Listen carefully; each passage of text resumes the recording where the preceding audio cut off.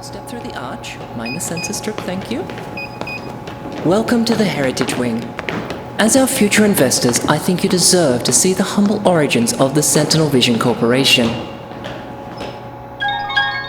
This exhibit, please don't touch the glass, it flags security, is a lens ground by hand in 1753 by a man named Yamanishi Kuru. In his workshop, he had nothing but sand, water, and the traditional tools of his family's decade-old trade. The Yamanishi family didn't invent the lens, but they were the first to understand that it isn't just a piece of glass. It's a promise that what you see is true. That's a great story to put on the back of a box. It's more than just marketing copy. The whole archive is open to public scrutiny. Everything can be verified.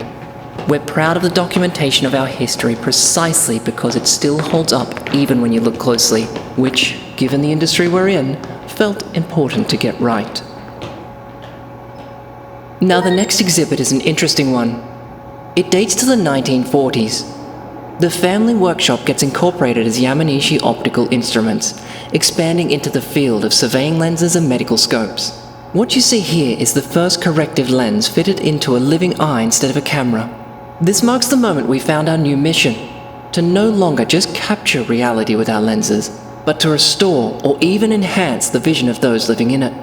Everything Sentinel Vision does today finds its origin in that one pivotal afternoon. At which time did Yamanishi become Sentinel again? I heard it wasn't exactly a graceful transition. No, and I'm not going to pretend it was.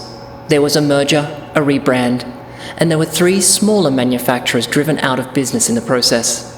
I know the optics of the situation were far from ideal.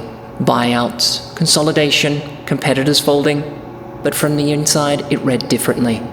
Those companies had beautiful engineering too, but almost no safety infrastructure. We had both.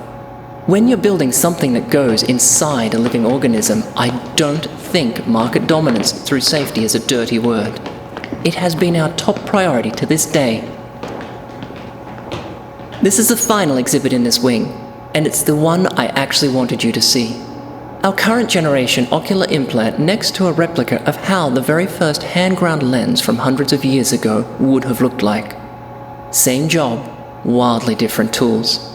The thing that hasn't changed is our philosophy that a Yamanishi lens is never allowed to lie to the eye behind it. If I might, I'd like to get back to the security aspect. There have been rumors about units shipping early, with an open maintenance access point that frankly should never have left the factory.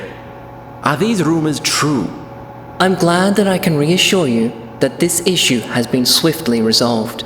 There was a limited pilot cohort years ago with an engineering diagnostic pathway that should have been sealed before release and wasn't. It's documented, it's closed. We tightened our release protocol, and I'd argue that's the strongest case I can make for this company. We don't claim we've never made a mistake. We own up to them and learn. Each mistake is a step towards a better future. That's a very smooth answer for something that got people hurt. That doesn't make it untrue. Spin doesn't survive an audit. History does. Now, through here is where it gets fun. This is the prototype floor.